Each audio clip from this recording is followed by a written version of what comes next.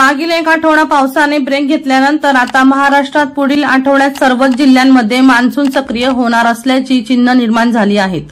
23 ते 27 जून दरम्यान महाराष्ट्रातील जवळपास सर्वच जिल्ह्यात येलो आणि ऑरेंज अलर्ट दिला आहे। पंजाबराव डक यांनी दिलेल्या माहितीनुसार 22 जून ते 30 जून दरम्यान महाराष्ट्रात दररोज भाग बदलत जोरदार पाऊस पडणार आहे। या कालावधीत मोठ्या पावसाची शक्यता वर्तवण्यात आली आहे।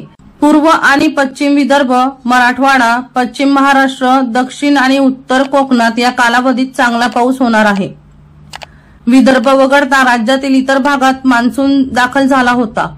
यंदा कोकण, मुंबई, मध्य महाराष्ट्र आणि पुणे या भागात मान्सून वेळेआधीच आला। त्यानंतर विदर्भात पोहोचण्याआधी 7 दिवस पावसाने ब्रेक घेतला।